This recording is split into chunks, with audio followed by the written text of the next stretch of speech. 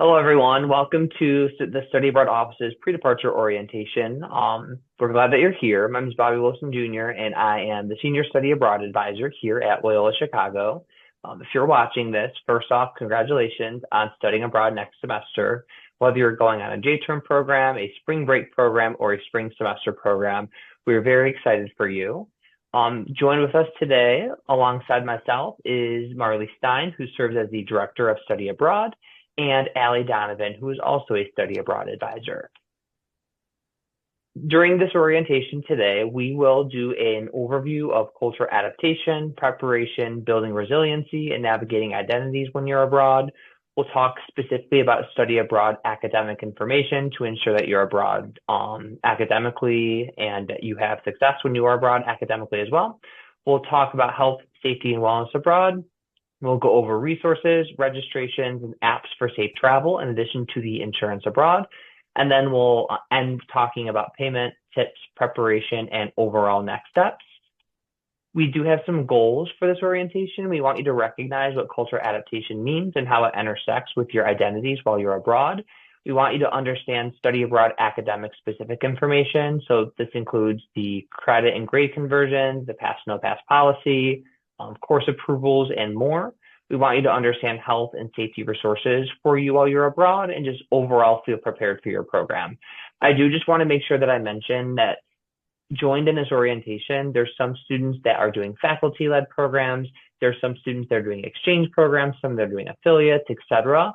This pre-departure orientation is a general pre-departure orientation. So not every single piece of information is relevant for every single program. This is generally good information for students that are going abroad. If you have any program-specific questions, please reach out to your program directly or to your study abroad advisor, which is either myself, Allie Donovan, or Alana Carroll. With that, I'm going to hand things off to Allie Donovan, and she'll be talking to you guys about cultural adaptation. Thank you, Bobby.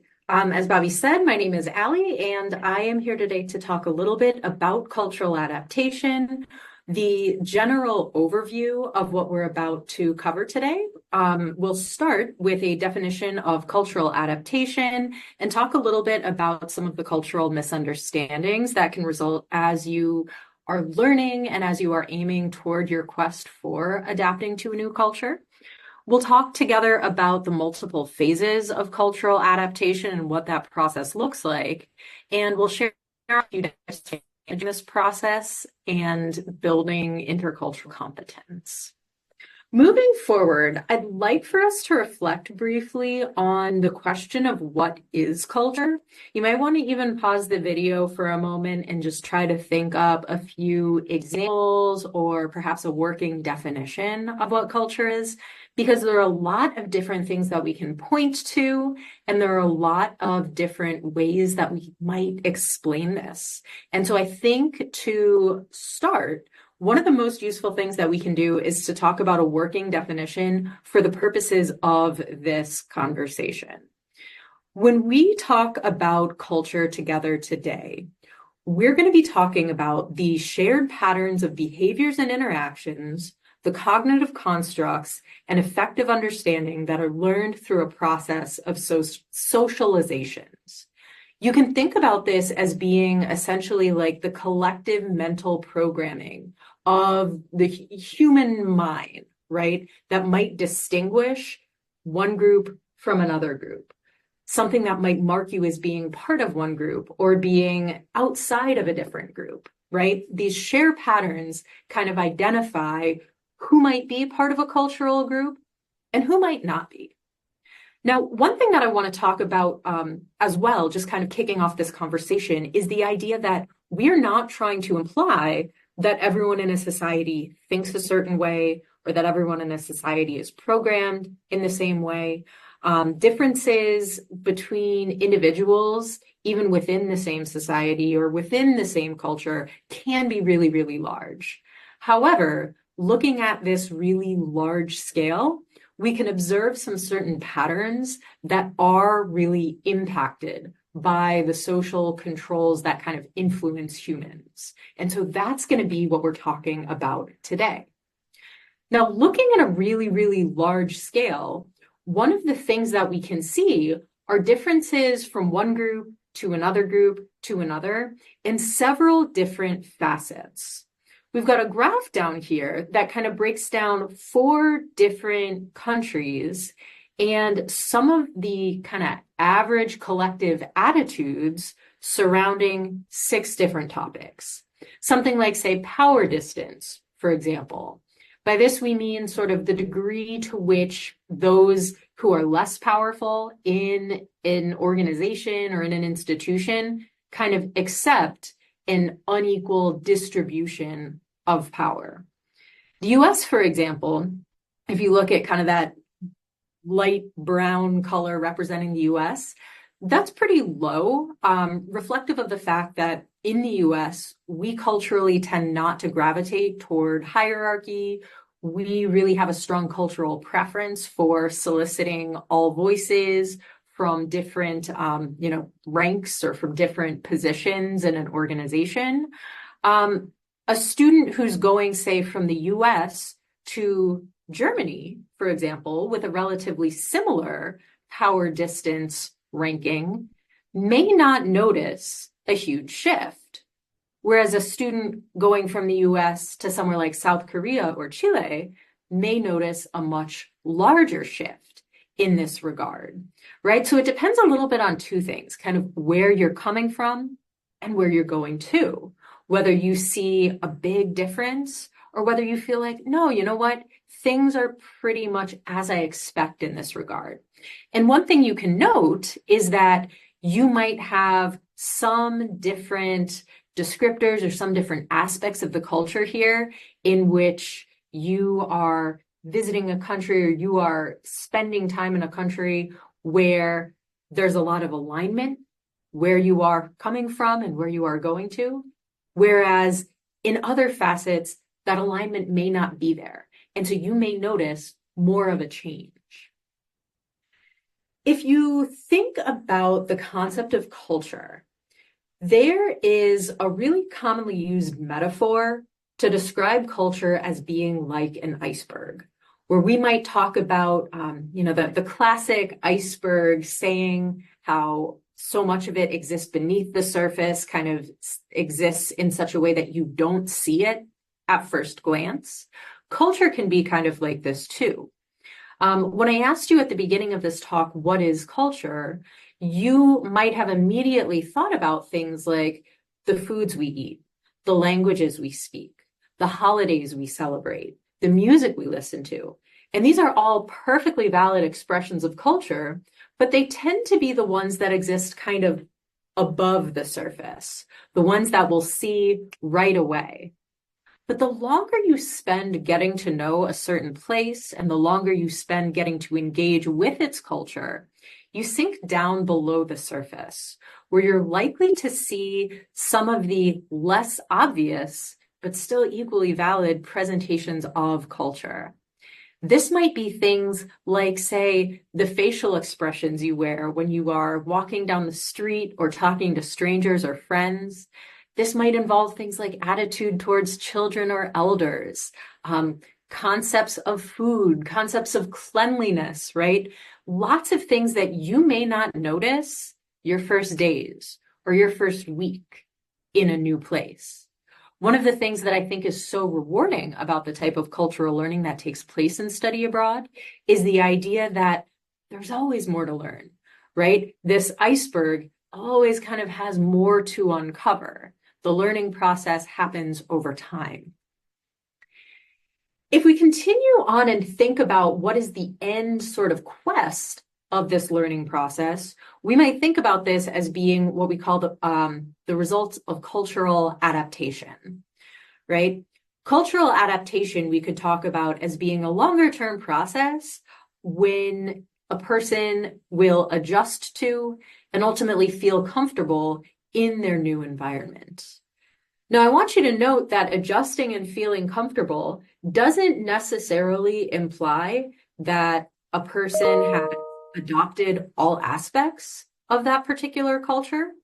This is more of a process of learning, or rather the end result of learning how to navigate a lot of these differences that we will encounter.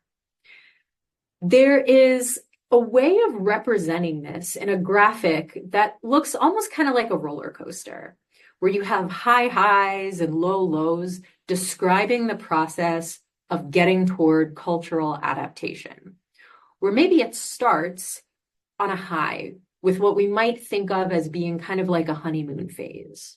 When you get to your study abroad destination with a super positive outlook, a lot of excitement as you anticipate new experiences, new opportunities. In this honeymoon phase, it's not uncommon to kind of idealize the host culture, to think that everything is better, right? But within time, you may find yourself experiencing moments of frustration, right? Some of these things that at first seemed like really charming or exciting differences, it's not uncommon for them to seem at some points confusing or frustrating, or sometimes even attaching a judgment to it, like feeling what is difficult might be inferior. Why don't we just do things like we used to, like we do at home, right? The ultimate goal of pursuing cultural adaptation is to get to a point a little bit higher of what we call acceptance, where you might feel a little bit more relaxed, where you might still notice a lot of these differences, but you're not necessarily assigning value judgments to them. Your view has become a bit more balanced, a bit more objective. And one of the things that I think many of you may be able to relate to is experiencing something like this in the midst of transitions you've already experienced.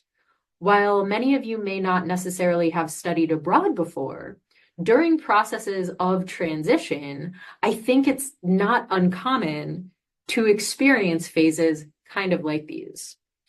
So many of you may not necessarily be from Chicago. You might have moved here at some point during your, childhood. You might have moved here for university and be relatively new to this place. But you might even think about the process of somebody moving to Chicago being something that kind of illustrates these different phases and this process of cultural adaptation and acceptance, where maybe the first week, the first month, you move to Chicago and you are just blown away by the beauty of it all. Navy Pier, the Bean, you eat your first deep dish pizza, right? But as time goes on, things happen that might make you question that. Frustrations start to set in. You start to realize, the drivers and the traffic may not be ideal. The weather, not my favorite from October to April. Perhaps you're missing friends or loved ones who you don't have as close access to in Chicago anymore. And so learning how to kind of acknowledge but productively solve those problems can bring you to a phase more in line with this acceptance attitude, right? You maybe aren't charmed by the weather. No one has to be, but you're thinking, okay, what can I do about it? I can buy a really strong, really good winter coat. Or I miss some of my friends from here, or I miss some of my friends from home. So what am I going to do about this? I'm going to try to join local classes. I'm going to try to meet people. I'm going to try to find opportunities to learn more about this culture and to share my culture with them. So I bring this up just to share with you that this process of adapting to a new country, I think many of you already have a lot of skills in your toolkit. Moving on, one of the things that I want to point out is that it's not necessarily a discrete set of phases. Within each phase, if we think about it like a honeymoon or a frustration phase, an acceptance phase, within each phase, you're likely to experience fluctuations, high highs, low lows, right? It doesn't necessarily have to look like that beautifully clear roller coaster pattern. You might not necessarily identify 3 discrete phases. And that's okay. We're just trying to prepare you for kind of a true to life representation of some of the emotions and experiences that you're likely to have when confronted with a culture that has some differences to the one you're coming from. Oftentimes, when people find themselves confronted by or in the midst of a new culture, they'll experience what we can sometimes call cultural misunderstandings or cultural bumps. A cultural bump essentially occurs when you may have an expectation of a particular behavior, that expectation usually colored by your own cultural background, but that expectation isn't met, right? You're expecting A.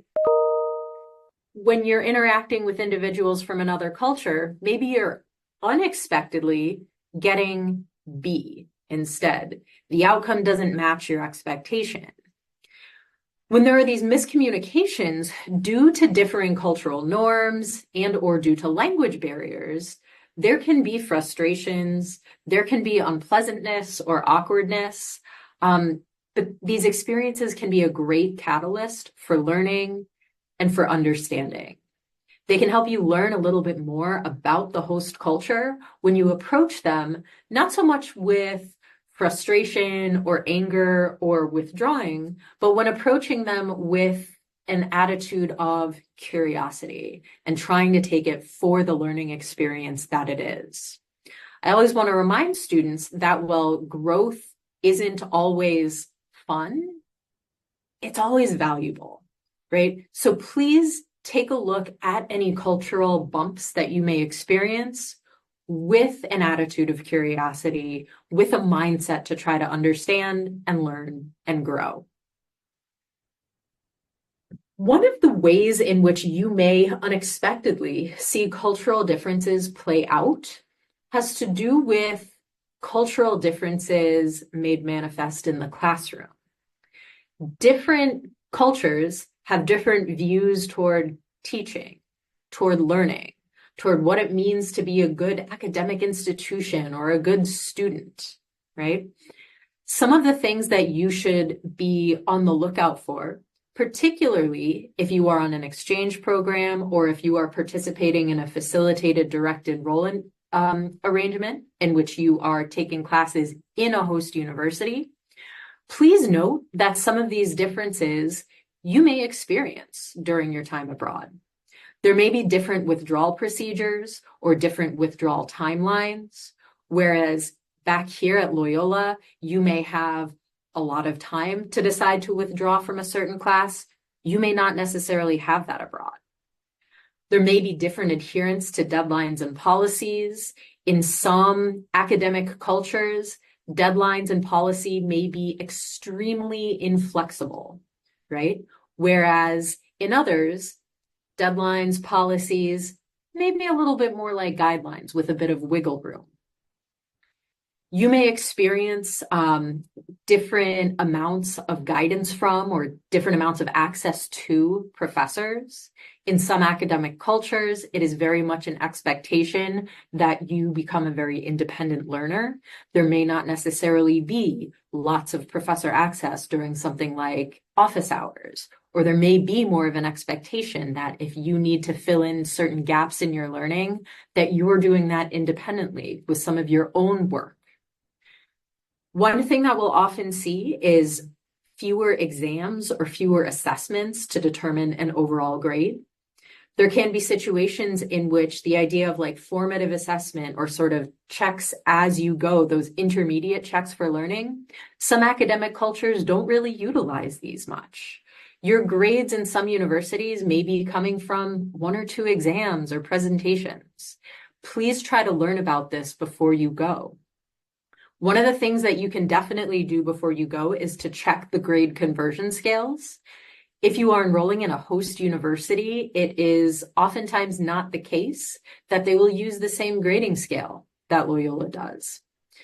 Typically, your affiliate partner or your exchange university can help advise you on the grade conversion scales to let you know how your grade is going to come back on your Loyola transcript. Loyola will always defer to host institutions' policies and procedures. We will always report out what is on the transcript. Loyola does not have flexibility there. The study abroad office does not have flexibility there. One of the things that we will always encourage students to have in mind when they're taking classes in a host university and faced with the potential for some of these academic differences, we ask them to consider very carefully what the concept of learning means to them, right? Is learning all about, say, achieving a certain specific grade? Is learning about acquiring a new skill? Is it about the ability to learn in various contexts and thrive? We ask you to do just a little bit of reflection so that you can think a little bit about what your learning goals are, even if you are in a different academic environment. One of the things that we'd like you to do in the time before you go abroad is to spend just a moment reflecting on some of the cultural differences that you are likely to experience. As you can probably imagine, many of the differences you may not necessarily predict in advance, but you might already have some idea of differences you're likely to encounter. I'd encourage you to spend a little bit of time in reflection, considering what you already know about your host culture, what you already know about the people there, and how that might impact some of the perceptions that you're going into the study abroad experience with. I'd also ask you to think a little bit about what differences in daily life you anticipate encountering. Different host countries may have differences in the pace of daily life, the communication style, academic expectations, or social norms. I'd encourage you to think a little bit about these and to think about how you might be able to respond to some of the differences on display with a sense of flexibility and with a sense of curiosity. As you think about getting ready to study abroad and experiencing many of the cultural and academic differences that may come, it's common to have some moments of concern.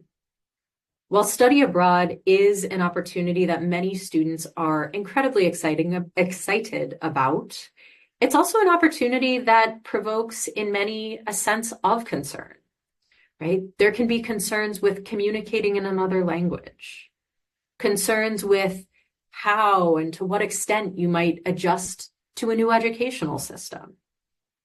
You might be wondering, am I going to make friends with or be able to date people who have a different cultural background to me? Or might I feel misunderstood due to the different communication styles that I have as a cultural outsider? There may be periods of adjustment as you experience different foods and eating customs. You might wonder if and how you'll plug into a culturally relevant faith community, if you might experience discrimination or loneliness or homesickness or confusion.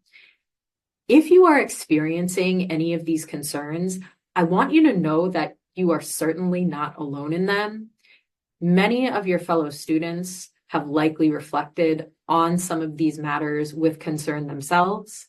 As somebody who spent over a decade studying and working abroad, I can say that I've also experienced these concerns. So don't think that there's anything wrong with you or that there's anything unusual for noticing these things and having that curiosity about how you're going to adapt, existing with that uncertainty there. When there is that uncertainty about how you're going to adapt, what's this going to look like for me, and when you're faced with a lot of unknowns, this can provoke a lot of stress reactions in people. Again, these stress reactions are a normal response to unusual and challenging situations. But there are things that you can do to reduce stress and promote overall health and well-being. One of the first things that I would encourage everybody to cultivate is a sense of patience with both others and with yourself. You may find yourself at times frustrated with others or frustrated with yourself. And I encourage you to remember, Rome wasn't built in a day. Cultural adaptation doesn't happen overnight. Please remember to show yourself and others patience and kindness. Please remember the personal goals you have, what brought you to this experience, and the strengths that you will rely on while you are abroad. I encourage you to aim to see the adventure of the experience that you're embarking on, to try to take risks, even if they come in a small step, trying a new restaurant or taking your first walk through your new neighborhood by yourself. Try to make friends not only with students from Loyola or not only with students from the US, but also with local students. That can be a really beautiful cultural experience that enriches your time abroad tremendously. I also encourage you to reflect on the cultural heritage that you bring when you go abroad. What aspects of it are important to you? Do you want to maintain? Do you want to share with others as you appreciate their own cultural heritage? Remember that it is completely okay, completely normal to have outlets for your emotions, like laughing, like crying. You can participate in campus student organizations and events to try to learn a little bit more about the people, the culture, the local community. I know it's much easier said than done, but we always advocate keeping a good balance of work, fun, and an attempt to maintain your daily healthy behaviors. Things like sleep, things like maintaining a healthy diet. It's easy to let them fall by the wayside when in an experience of stress. I'd really like to encourage you to keep them at the forefront of your mind. Stress can sometimes pile up in moments where time hasn't been managed effectively. So please aim to stay on top of your deadlines, manage your time effectively. Don't wait until the last minute when things get more stressful, right? We want to try to deal with stress as it arises rather than waiting till the last minute when it may have accumulated. Last and not least, I'd encourage you to ask for help when needed. Asking for help can be formal when you are going through some of the support systems in place, which we'll do a bit more to outline for you today. It can also be informal, telling a friend, hey, you know what? I'm having a tough week. You want to go get some dinner, right? Asking for help is one of the strongest things that a person can do when they are experiencing stress and struggle. Please know that these tools to help you deal with your stress are very highly recommended by the Study Abroad office.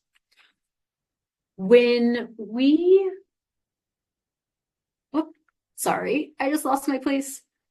I'm going to turn things over to the Director of Study Abroad, Marley Stein, to talk a bit more about building resiliency and navigating identities. She's going to build on these topics of stress and try to frame them in the eyes of what it means to be and to cultivate resiliency. Thanks, Marley.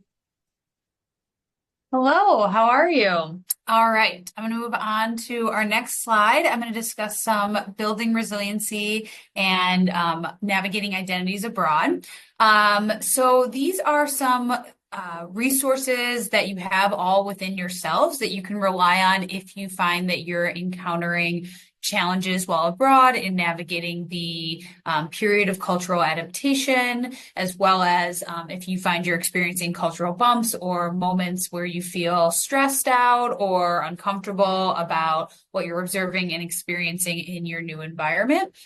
So the first is self-awareness. It's a core factor in resilient people. It refers to the knowledge of one's own individuality, which includes your thoughts, your emotions, your behaviors. It's really just as having a strong understanding of who you are and how you react in stressful situations.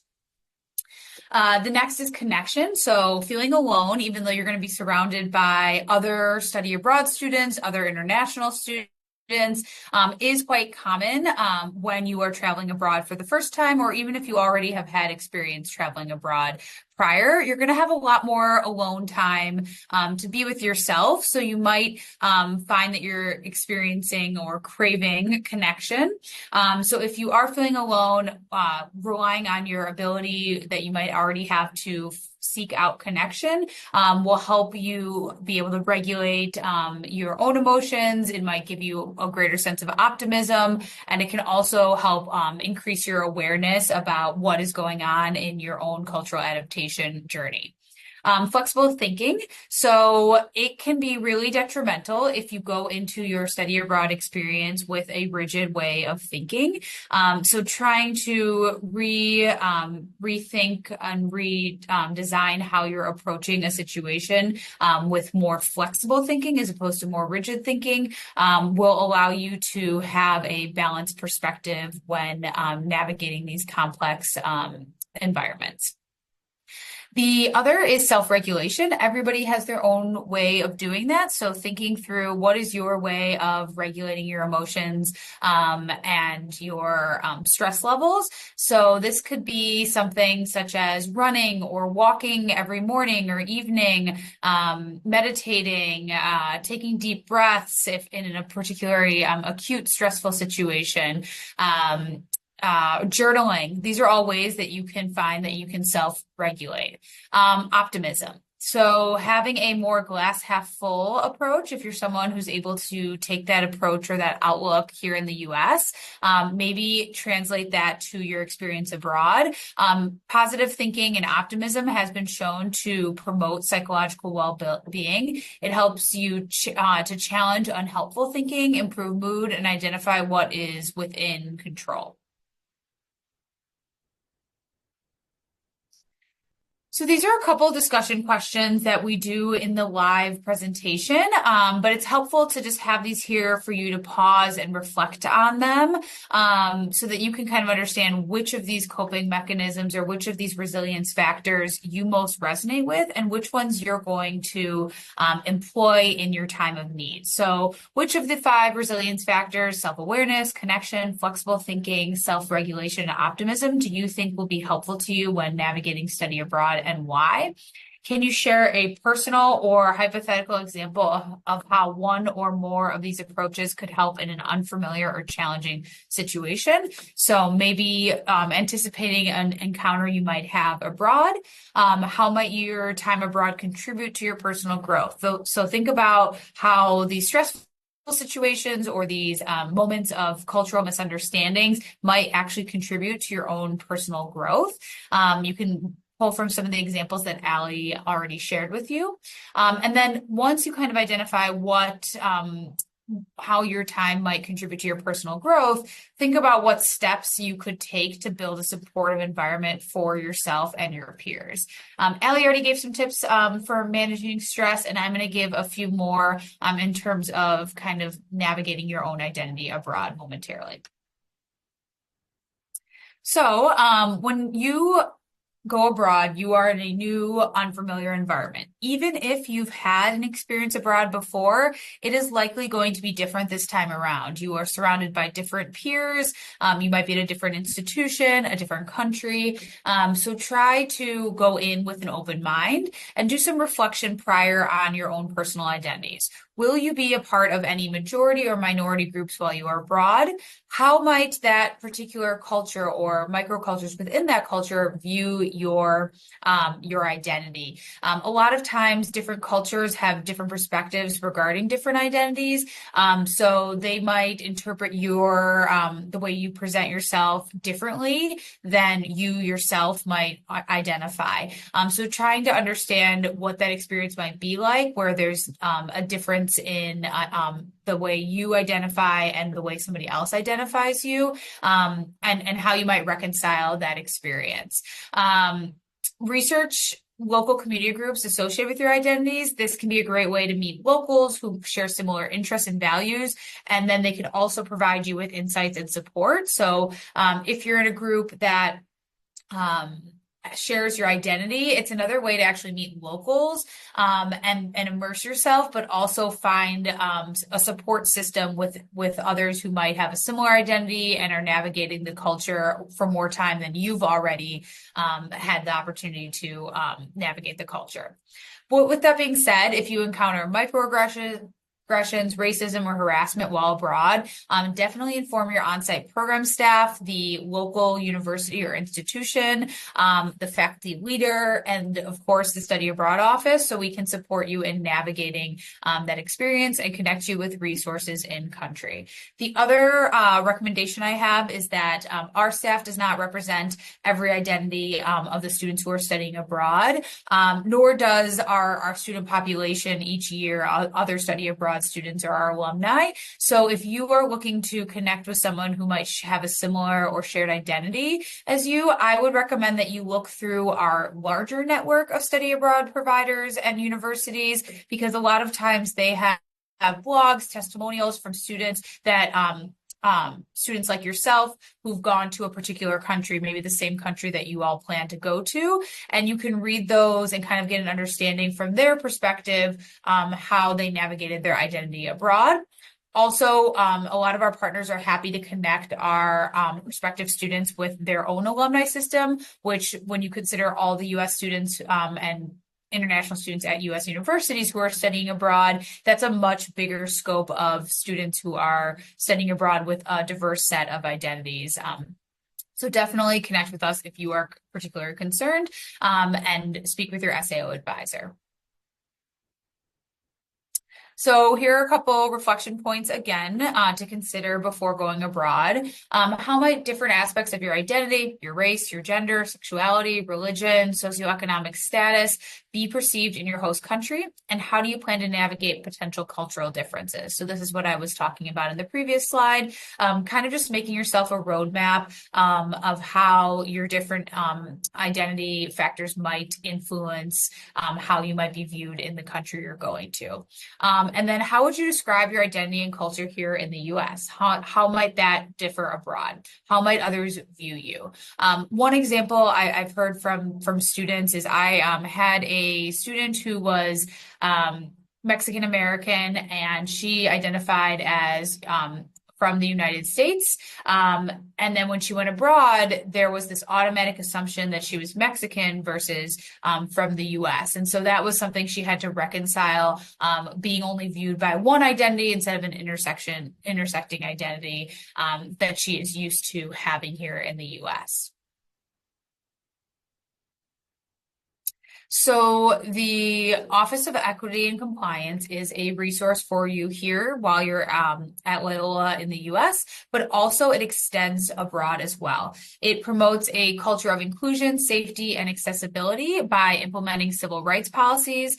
It coordinates the university's response to reports and complaints of discrimination and sexual misconduct. They also provide consultation, training, and support related to equity compliance.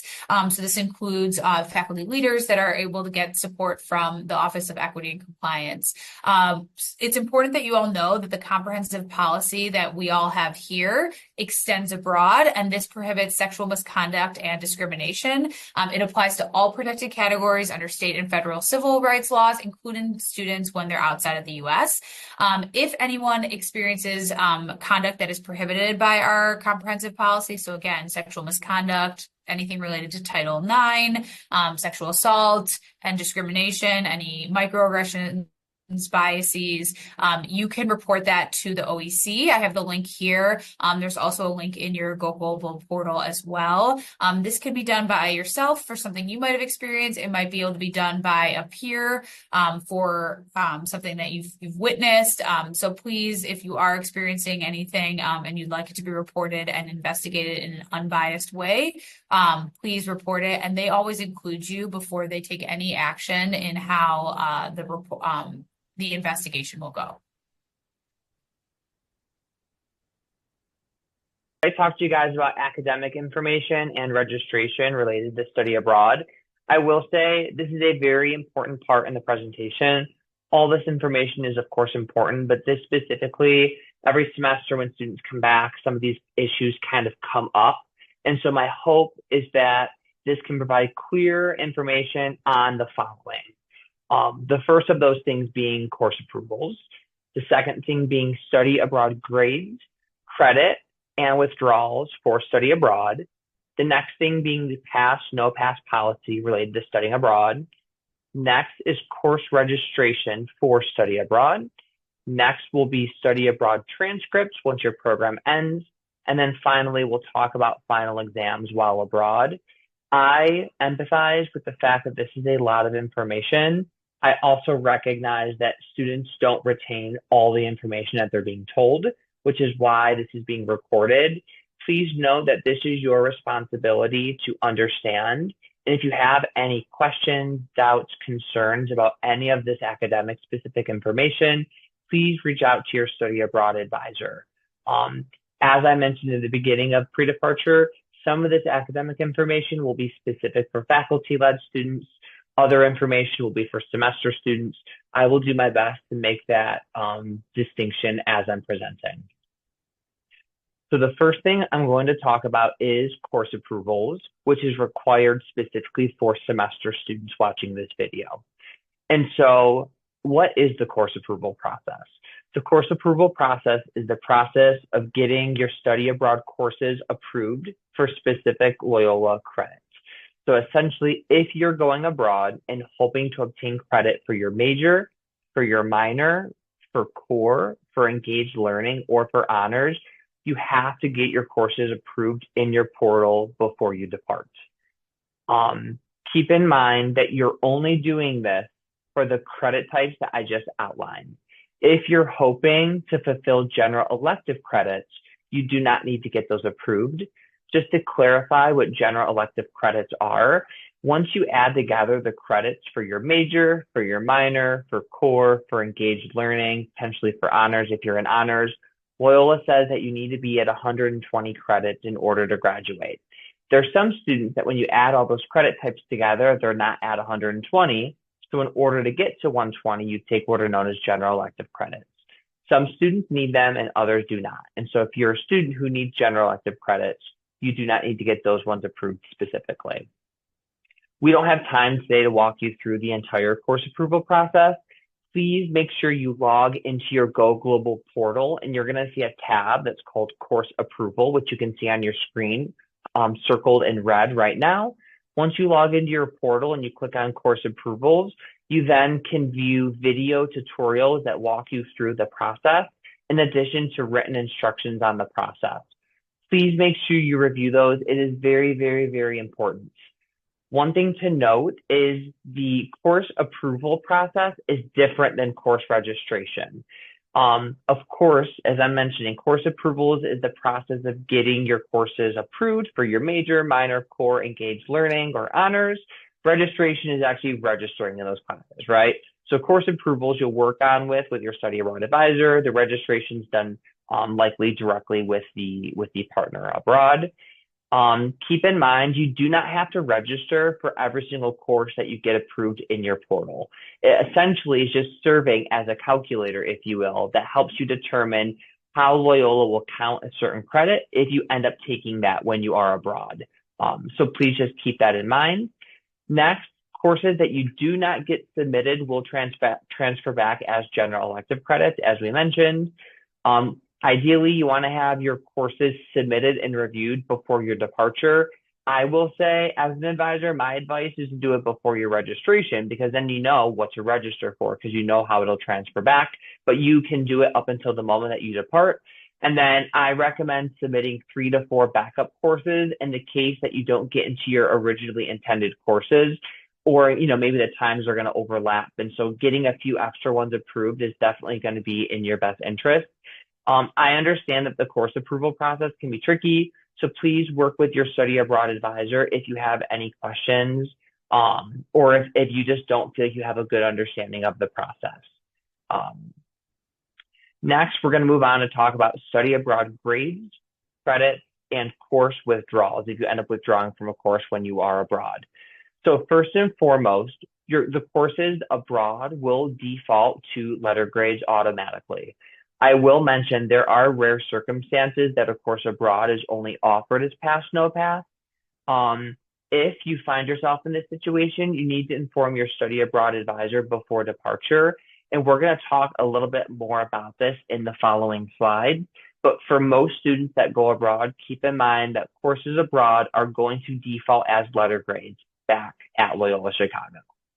In addition, this is very important, not for credit, study abroad is not permitted.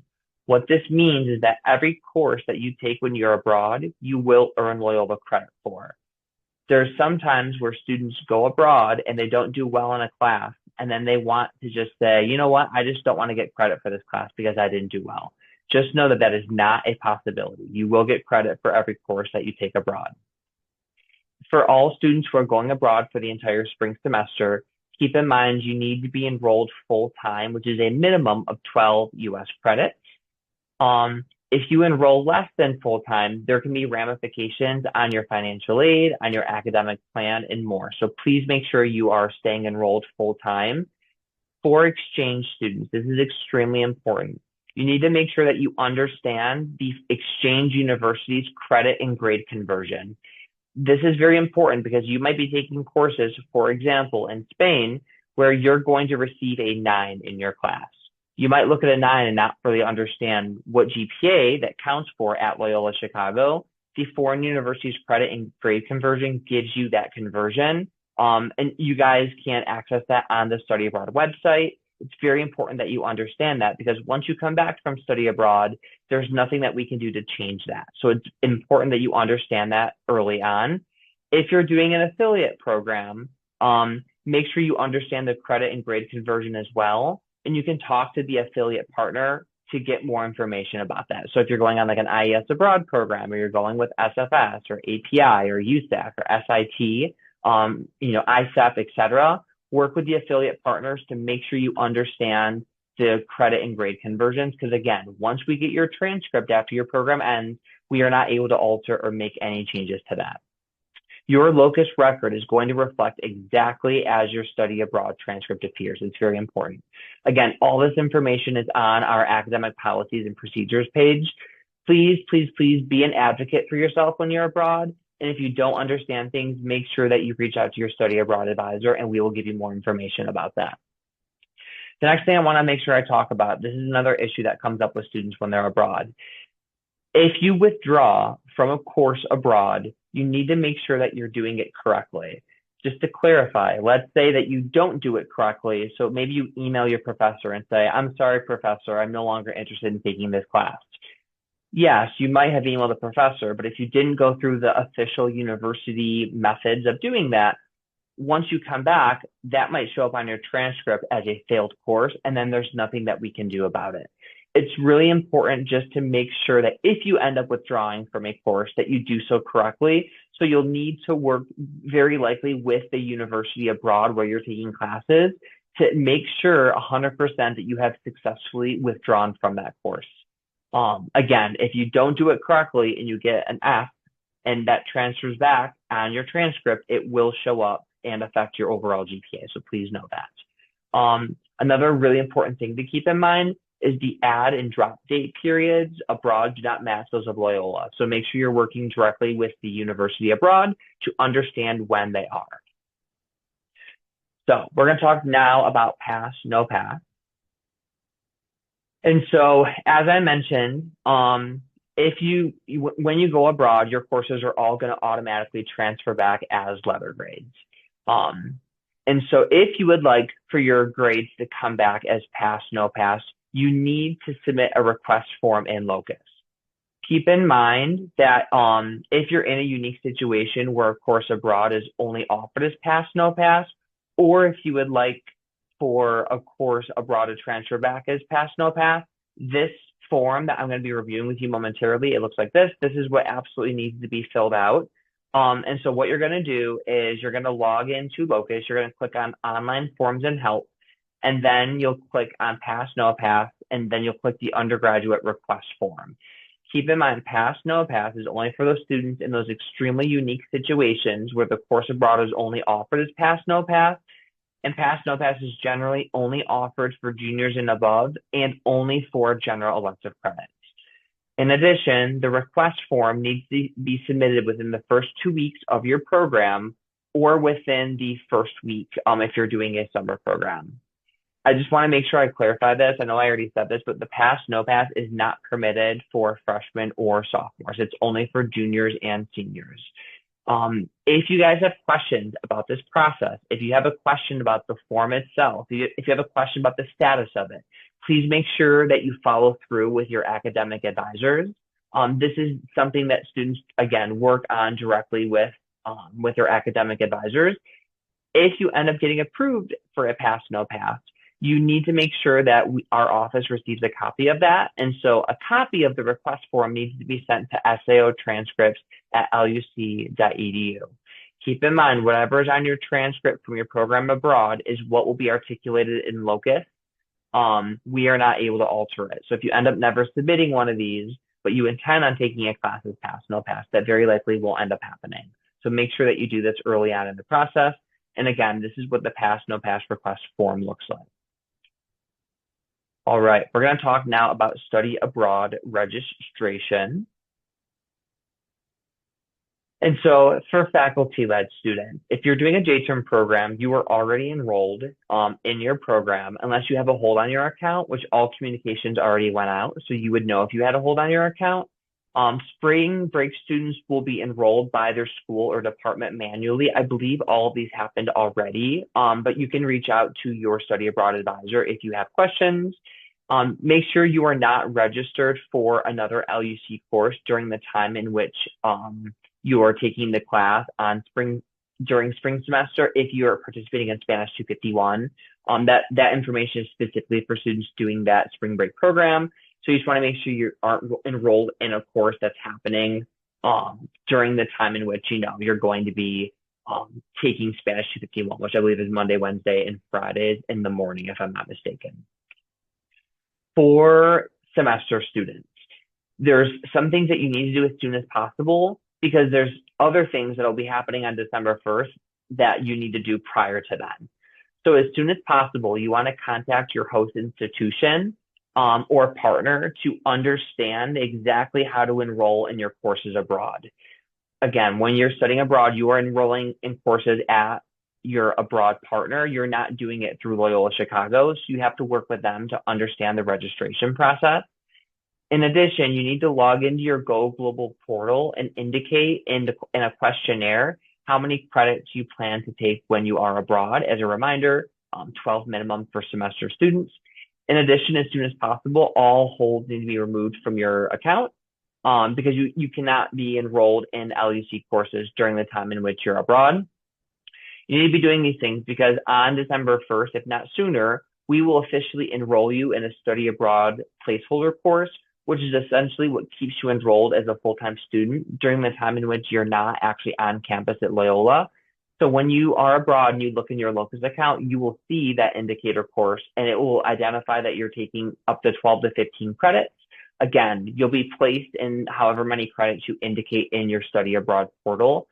It's very important, if you're a MAP recipient, the number of credits that you're enrolled in abroad needs to match the information in your LUC Go Global portal and your locus placeholder course. So let's say that you indicate with us how many credits you're taking, and then that ends up changing when you're abroad. You need to update your study abroad advisor as soon as possible so that we can update it. Failure to do this can have ramifications on your aid. So this is very important. If it ends up not matching, you need to make sure you inform your study abroad advisor as soon as possible. Next, we're going to talk about transcripts, which is once your program ends. So once your program ends and all of your final grades have been posted, you are going to want to make sure that your transcript is sent to the study abroad office. We receive transcripts in two different ways. Option one is if they're sent via US mail directly to our office, which I've included the address in this slide.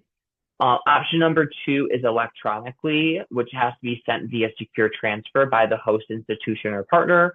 And the email address that needs to be sent to is also on the screen. Keep in mind that we do not accept transcripts from students. It has to be sent directly from the partner abroad. So please keep that in mind. Something else that's very important is that if you fail to do this step once your grades have been posted from your time abroad, none of the courses that you took abroad will fulfill your Loyola degree requirements. So it's extremely important that you do this because once this is done, we can articulate the credits and the grades abroad into your degree plan here at Loyola Chicago. Something else I just want to make sure that I'm keeping in mind is that we process exactly what is on your transcript. I know I keep saying that, but it's just very important. Like we can't alter your transcript once we receive it. So just know that it can't be altered by us. And then just some general information about transcripts. It can take 1 to 3 months after your program ends for it to be processed. So please make sure you're doing it in a timely manner. Our office will email you once they've been processed. Once they've been processed, your academic advisor can then articulate the credit and grades based on the course approvals inside of your portal. I'm going to harp on this again, that they will reflect exactly, your grades and credits will reflect exactly as they appear on the international institution transcript. Very important. And then again, if you forget to do this step of the process, it's possible that none of the courses you take abroad will fulfill Loyola degree requirements. If you have questions about the status of your transcript, please feel free to reach out to sao transcripts@luc.edu, which is the email address that we have right now on the screen. So for the last part of the academic presentation, we're going to talk about final exams when you're abroad. So the first point of information we want to give you is it's important that you understand the expectations regarding final exams when you're abroad. Some questions to ask your professors abroad or your like the person or the school itself, the person that you're working with, the representative from the university, is how much weight do these exams carry? Are they worth 100% of your grade, for example? Are they worth 50%? These can vary from school to school and country to country. So it's important that you understand the weight. And then when do they take place? You want to understand the timeline of them because they don't always follow the typical timeline here at Loyola Chicago. If you end up not passing an exam, a lot of countries and universities offer what are called resit exams, which is essentially the opportunity to retake the exam if you end up not passing it. So it's a good idea to work with your university abroad to determine, do they offer resit exams? And if they do, when are they? This is important because if they're outside of your student visa dates, you would not be able to participate in them, unfortunately, because you wouldn't have your student visa in order to be in that country at the time. Keep in mind that if you need to have an exam proctored, the study abroad office is unfortunately not able to do that. So sometimes when students come back, sometimes there's an opportunity to retake an exam that's proctored here in Chicago. If this is something that you're interested in doing, you would have to work specifically with your academic advisor. That would kind of be your starting point to see if that would be possible or not. So I know I threw a lot of information at you guys. All of it was very important. And again, you are responsible of knowing all that information. So if you just want to talk through it with your academic advisor or with your study abroad advisor, please make sure you do that. I know it can be confusing, but we are here to help you in the process. Okay, so with that, I'm going to hand things over to Marley Stein. She's going to continue the conversation talking about health and safety abroad. All right, let's get started. Okay, so it's really important that you also think about your health and safety while abroad. You're less familiar with your environment, so the more research you can do to prepare for your study abroad experience in terms of the country's background and socioeconomic situation, the better prepared you will be for navigating your health and safety there. So first step is to visit your physician and discuss important health accommodations and how you will manage those abroad. This includes mental health. And so you're going to want to talk through what your particular health conditions are and how those might be exacerbated or maintained abroad, and what prescriptions you might need to manage your physical and mental health abroad. And so before you go, you're going to want to ensure you have enough of your prescription to sustain you for the full duration of your program. It is easiest to bring enough for the full duration of your program. If that is not possible for whatever reason, there are options to procure your prescription in country. And so if you do need to do that, make sure you obtain the official generic name of your prescriptions so that you have that as you're traveling abroad. You'll want to make sure that you travel with either the prescription on the bottle of whatever prescription you're bringing with you, or a letter from your physician outlining your prescription. Some medications require you to travel with the letter from the physician, so just make sure you're talking to your physician about that. Make sure you obtain any necessary immunizations before you go. This is a lot of times a personal decision that you also need to make in consultation with a medical professional. So before you meet with your medical professional, make sure you consult the CDC website for the particular program that you are studying on. And then they will be able to let you know what your options are for those immunizations. The CDC does a breakdown by country where they'll list out the immunizations, they'll list out which prescriptions are available to get in country and which ones aren't. Sometimes there are prohibited prescriptions as well. So discussing all of this with your physician is imperative to ensuring your health and safety abroad.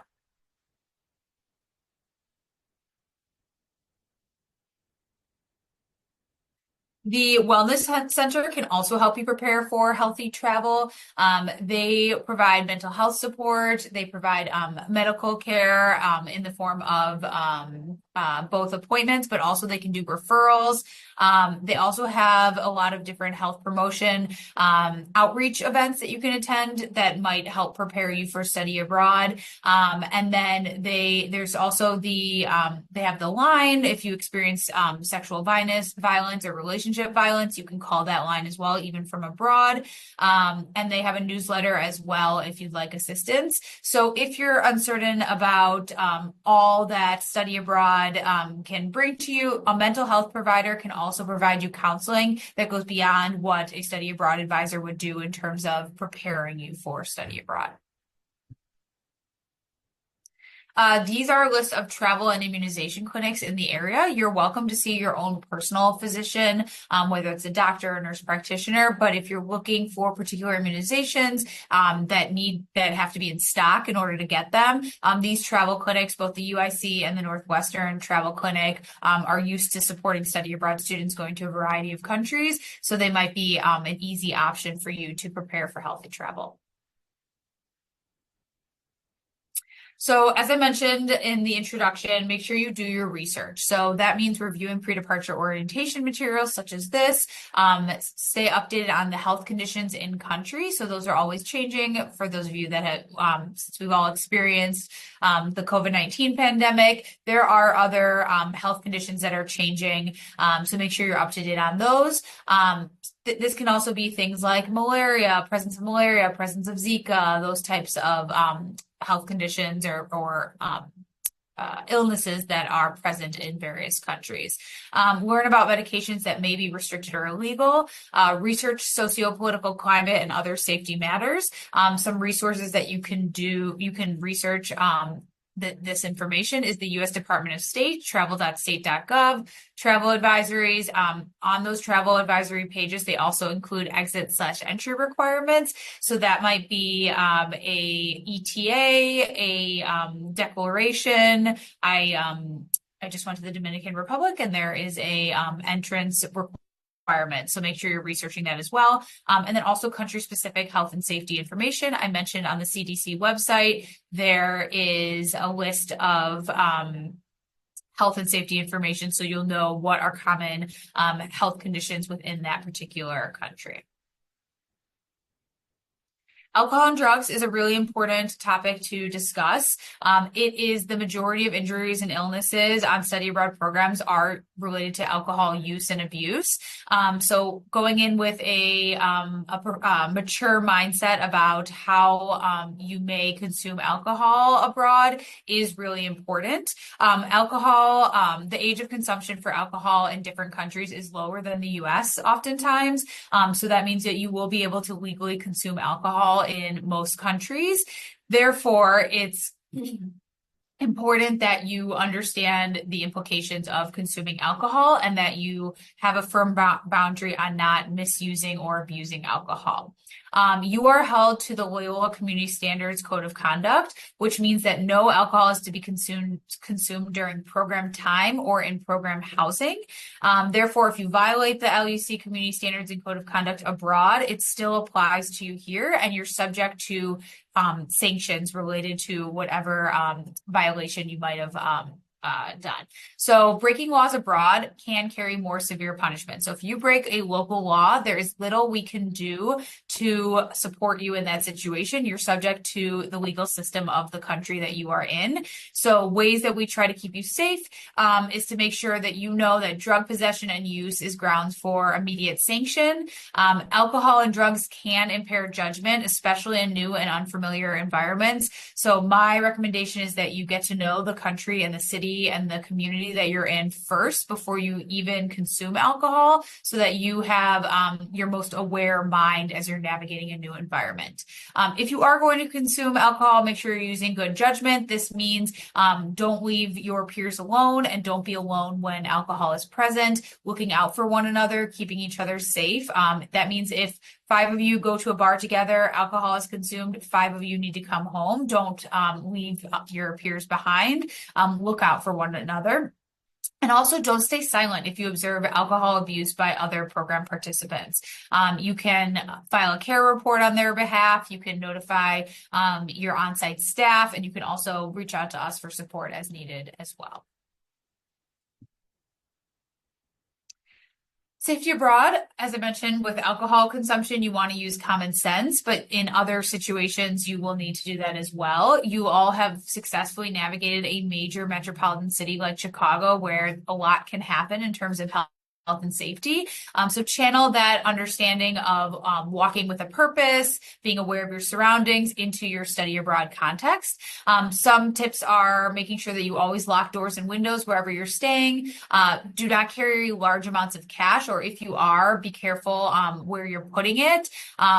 Especially high value items such as your phone, jewelry, things like that. If you are if you are bringing cash, make sure that you're putting it in multiple locations, so that if you are pickpocketed, you are not losing as much. Pickpocketing is quite common in some destinations. They're usually nonviolent pickpocketing, but that is something to just be mindful and aware of, that is a potential crime that happens in various countries.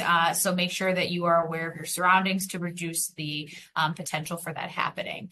Do not buy, consume, or sell drugs. As I mentioned, there is little we can do if you violate a local law. Do not drink in excess or accept drinks from strangers.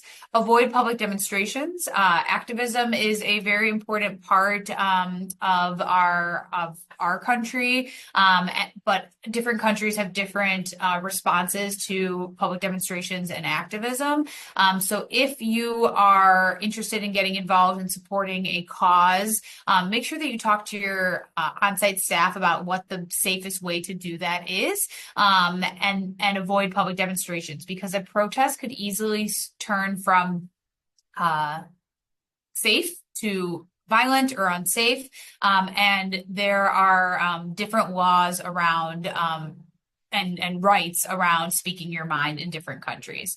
Never walk home alone or accept a ride from a stranger, so be mindful of whose vehicle you get into.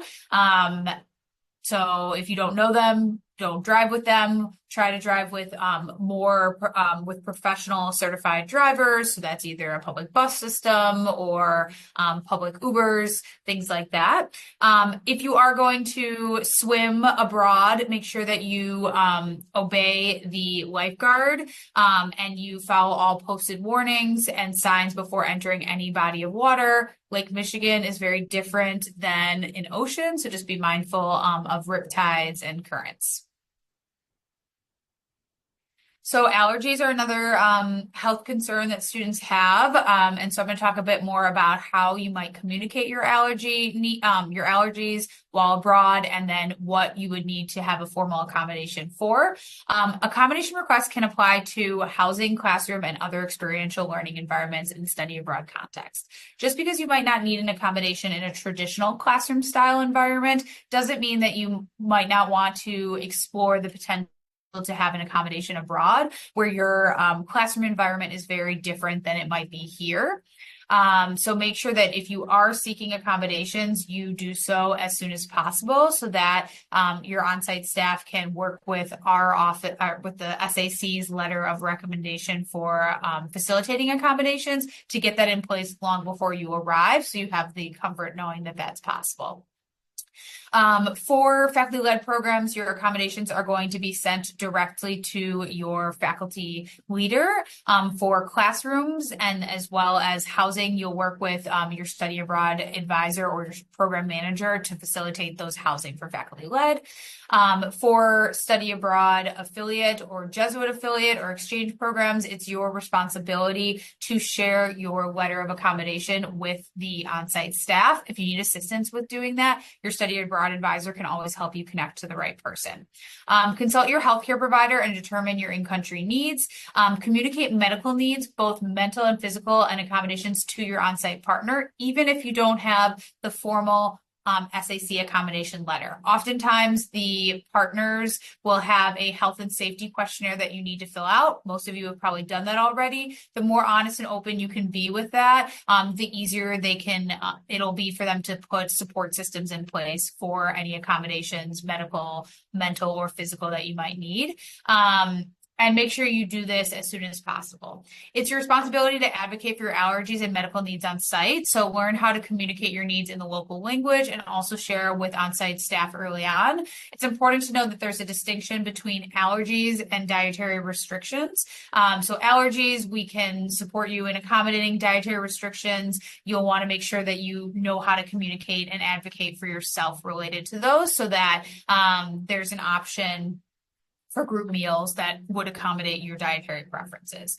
And all accommodations and severe allergies need to be reviewed by the Student Accessibility Center before we can support facilitating those in country. So it is your responsibility to contact the Student Accessibility Center and complete their accommodation request form. This is a QR code to that. Accommodations should be requested for severe allergies, disabilities, any special housing arrangements such as a single, if you're living in university affiliated housing and more. You'll be assigned an advisor or a case manager from the SAC, and they will put together an accommodation plan for you while abroad. They work with our office if they don't have a strong understanding of the particular program that you're going on. But it's also important for you, if you have information about the housing arrangements, the itinerary, that you communicate that to the SAC case manager so that they can put the most accurate plan in place for accommodating you abroad. So emergency resources, when you get there, you're going to have an on-site orientation, and they're going to give you on-site staff contacts that you'll want to put in your phone, write down. So save these phone numbers: the local equivalent of 911, the on-site staff contacts, the LUC emergency phone number. This will be routed to me or somebody else who's on call if I am out of the office. This is the same number that you would call here on campus, so it should be easy. We have the AXA emergency phone number.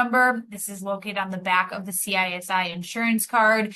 In an emergency, you can call them and they will connect you with a provider who will be able to assist you. And when I say provider, I mean a doctor, a nurse, a clinic, a hospital, if there's an emergency. All right, I'm going to go through the CISI insurance plan in greater detail now. Enrollment and reimbursement. Once you are enrolled, you're going to receive an email from CISI Enrollments with the subject line CISI Materials. In this email, it's going to contain a number of helpful resources: your insurance card, your policy brochure, your claim form. The insurance ID card is what you'll need to have with you if you're seeking treatment in country so that it can be processed through your insurance. The policy brochure outlines the coverage under your plan. You probably have this for U.S. health insurance as well. So it just shows what is included and what isn't included. It is very comprehensive insurance. And then claim form is if you sought treatment and you need to submit a claim, and I'll go through when you might need to utilize that claim form in a moment. There's also a link to download the CISI Traveler app and create a My CISI login. I highly recommend recommend you have the app. I think it's just much easier than going online. You can do it, you can use it anywhere, on the train, on a plane. So definitely download the app.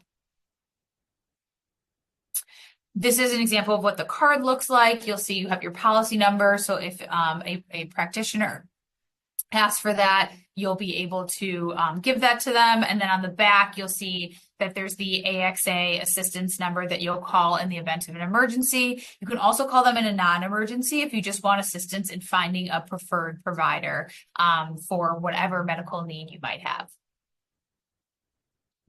This is an example of the app. You'll see that if you do independent travel, you can actually register where you're going in the app so that if there's an emergency in that country, it'll notify you and it'll notify us as well so that we can step in for assistance. The app will also allow you to locate a provider in the app as well as the website, which I'll show you in a moment. You can look up both preferred and non-preferred providers. A preferred provider just means that there's a direct billing agreement already set up with CISI, so you don't need to pay out of pocket to receive medical treatment. If it's a non-preferred provider, you still can go to them and it'll still be reimbursed. However, you'll have to file the claim form that I mentioned moments ago. It's not required that you register your independent travel, but I highly recommend you do because it's easier to find a provider in whatever country you might be if something is to happen while you're abroad in that particular country. It also has a check-in feature, so if there is an emergency, you can check in and it'll let me know you're safe. This is what the online website looks like, the portal. It's a little bit less advanced as the app, so I highly encourage you to have both where you can do the same things and access them as needed. So using CISI abroad, it is a resource. I mentioned that you can call the AXA assistance number if you need assistance in being connected with a medical professional. However, if it is a major illness or injury, the first call that you want to make is 911 in that country. And then you're going to want to contact your on-site staff emergency phone so they know where you're going, what the issue is, if you're capable, or someone that's with you. And then lastly, if you, depending on the level of emergency, you might want to call AXA assistance to direct you to a particular provider. It really just depends on how severe the injury is. But the quickest response you're going to get is the medical emergency, the 911. To a medical emergency is the 911. Update our office when relevant. We do not need to know in real time. Also, the on-site staff can update us in real time. But when you feel that you have had your medical emergency dealt with, make sure you let us know so we can support you. And we can also help you through the insurance reimbursement process if needed as well. For minor illnesses and injuries, contact your on-site staff. If more specialized care is needed, locate a provider via the application, the mobile application or the website. You can also call AXA and have them do the connection for you. And then be prepared. You may have to pay for services at the time of treatment and then submit a claim for reimbursement. But just know that it can be reimbursed if it's a preferred or if it's a non-preferred provider with CISI. AXA, just so you know, I know it's a different acronym, is the medical assist provider. Another thing that's included in your health insurance that a lot of students like to take advantage of is there are 3 behavioral or mental health telehealth appointments included in the coverage. If it's more severe, they might refer you to an in-person mental health provider after 1 or maybe 2. But if not, you can utilize the 3 telehealth appointments. And then again, if you need additional care in that space, they'll refer you to someone after those 3 appointments. All right, resources, registrations, and apps for safe travel. There are a number of helpful mandatory and suggested registrations and apps. The first is Alert Traveler, which is a way that provides notifications to you based on emergencies or incidents that are happening in the country that you are. It also lets us know whether or not you're safe. STEP registration is a registration through the U.S. government. If there was a need for a medical evacuation or a political unrest evacuation, it's helpful that the U.S. government has your location so that they can assist in that evacuation. Also, they do send alerts based on protests that are happening in the area, health concerns. So having the registration with the direct pipeline to the U.S. government is very helpful. For example, I went to Chile when there was political unrest, and so they notified me where the protests were, where there might have been areas of violence, so that I knew to avoid that area. The MFA Microsoft Authenticator, that is so that you can access all of your Loyola resources, so Locus, your email, things like that while abroad. You'll probably switch your phone plan. So if you right now have the text message enabled or the email enabled, it won't work as well abroad. It's better to use the Microsoft Authenticator push notification. And then lastly, the CISI Traveler app. A little bit more about Alert Traveler. It is a risk management tool. You can view the Alert Traveler user guide and set up your own particular preferences about what you want to be alerted to and what you don't. I would recommend that you put just the severe alert level on. The minor alerts are not as necessary to be updated in real time. Every Loyola student has access to Alert Traveler. It is a requirement that you download that and enable it. There is a feature for GPS location. One thing to note is that we are not looking at where you're going every night. We are not researching, what Bobby is doing abroad, but it is helpful in the event of an emergency to know your exact location. The other thing is we cannot see your GPS location unless we issue an alert. So if we issue an alert to all of you, it activates your GPS location if you have enabled it. If you haven't enabled it, we won't be able to see it. So I highly recommend everybody enables their GPS location with the understanding that we are, one, not looking at it. We can only see it if an alert is issued. And then at that point, we would look into where your location is so that we can make sure you're safe. The other way we would use Alert Traveler is if there's a widespread emergency, we can issue check-ins, which is able to get to you separate from a text message that would ask if you're okay or not. So definitely activate the GPS, but also know that we can use the check-in feature if you do not activate your GPS. You can right now, if you want to pause this and download the Alert Traveler app, you can do so. So there's information on it in the Go Global portal in the post-acceptance section of your application. And then you also can use these QR codes for iOS or Android to download now on your mobile. Smart Traveler Enrollment Program, I shared a bit about already. You get real-time updates about health, weather, safety, and security in the country.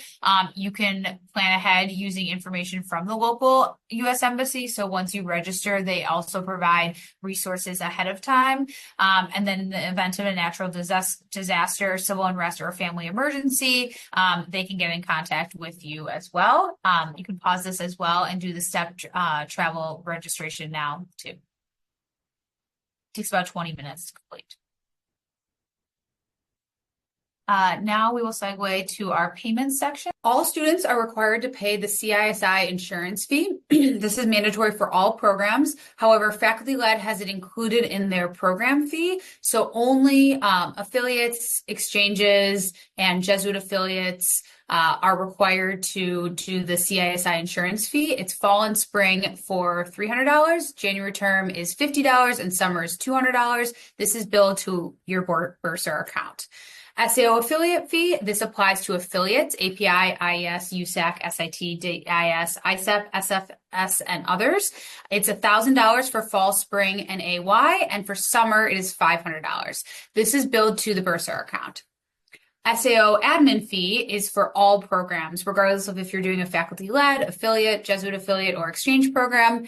It is billed to the Bursar account, and it is $200 for fall, spring break, academic year, and summer, and January term. Tuition, room, and board. This varies the amount. It depends on your specific program. So again, make sure you're referencing the cost sheet for your program. This applies to affiliates, and you pay the affiliate partner, not the Loyola Bursar account, for tuition, room, and board. Tuition, room, and board, and other fees for faculty-led and Jesuit affiliate, which includes Fordham and SLU and Marquette, you are going to pay on the Loyola Bursar account. Essentially, the cost of the program gets applied to your Bursar account, and then Loyola, bills you instead of you paying directly to the partner. Exchanges, however, your tuition and other fees are billed to the Bursar account. However, housing for exchanges is not billed by Loyola. And then lastly, the program fee for faculty-led. Your billing looks a little bit different than our semester-length programs. Program fee varies just depending on where you're going and what's included in the program fee. And this is billed in one lump sum to the Bursar account. So if you're doing a faculty-led program, you should only see two charges, the SAO admin fee and the program fee for faculty-led. CISI insurance costs. The mandatory fee is billed to your Locus account. Billing due dates follow the Bursar's website for terms. It's $300 for semester, $200 for the summer. And this is covered for the duration of your program. If you'd like to extend your coverage, you can do that for independent travel at your own cost.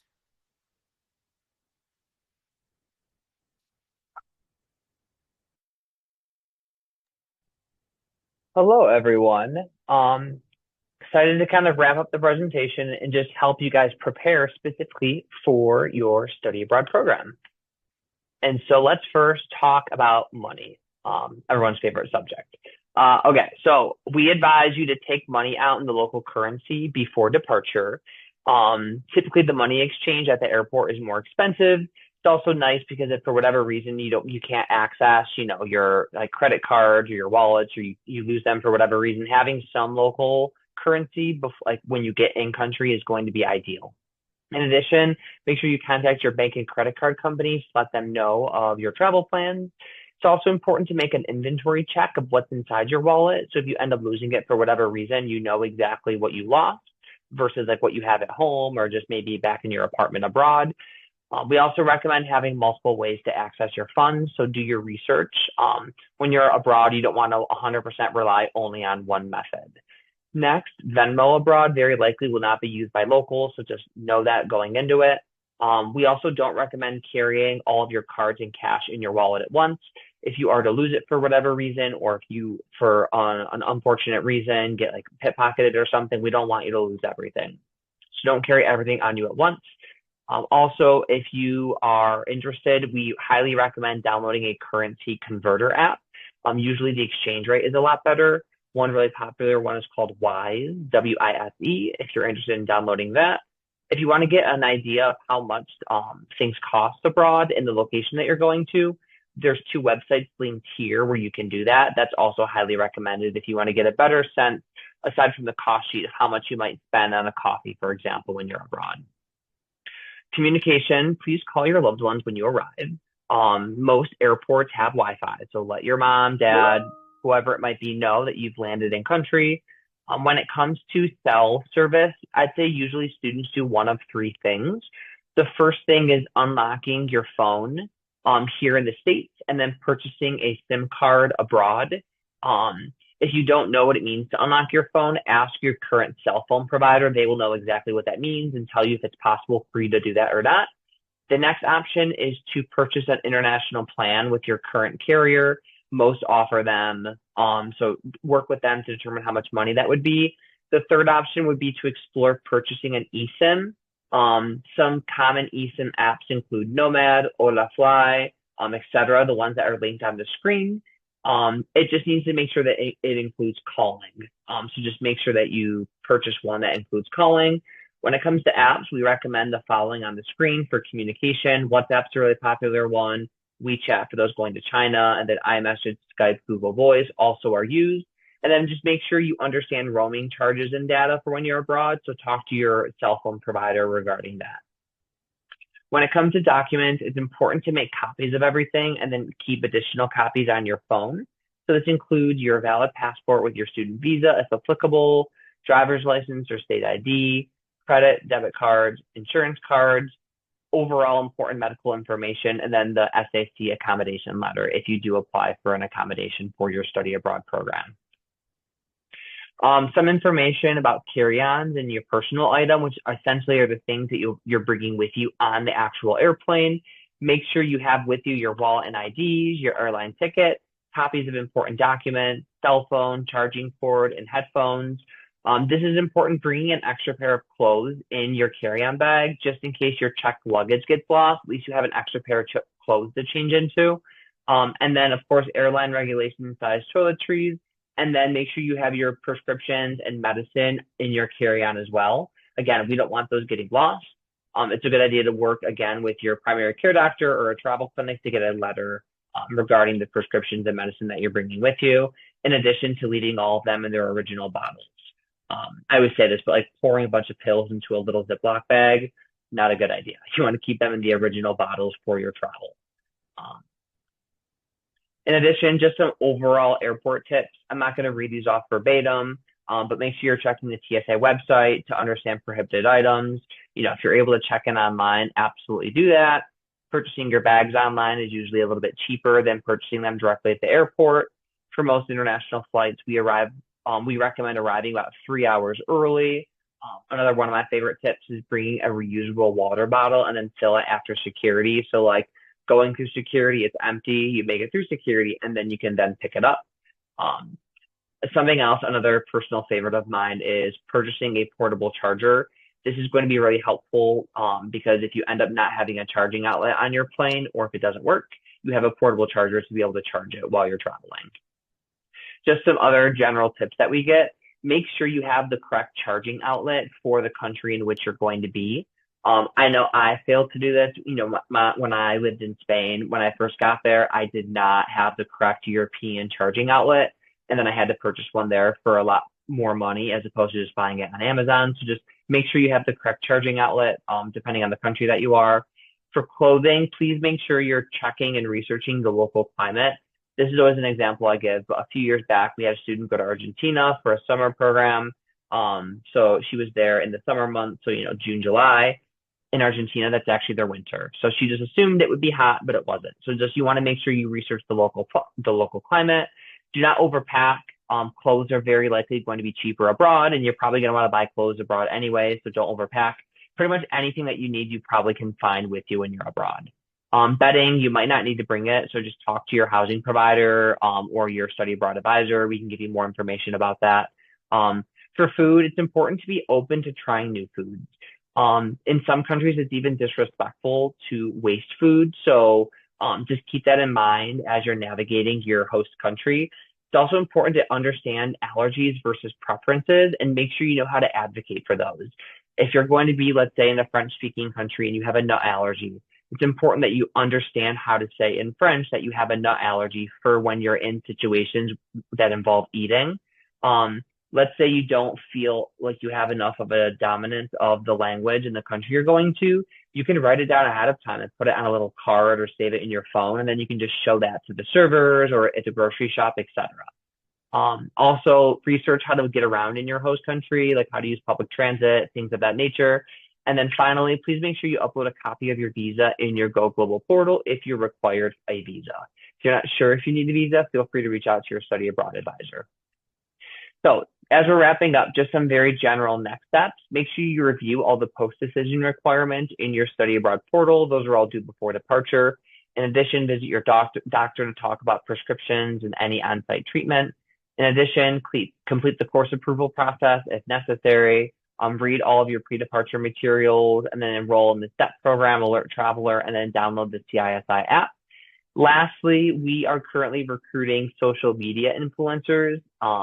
That includes like Instagram takeovers. It includes writing in one of our Ramblers Abroad blog. If you are interested, please just scan the QR code. I think if you're watching this on your phone, you can even just click on it and it'll pull the survey right up. But if you want to participate in like a takeover or be one of our social media influencers, we would love for that to happen. You might even be featured at our website if you submit some really cool photos. But we do thank you guys so much for watching pre-departure orientation. Please feel free to complete this assessment to provide feedback on what we can do to do better in the future. And yeah, this event already passed, so please disregard that. It was so nice chatting with you guys. Stay safe, safe travels, and we'll be in touch. Take care, everyone.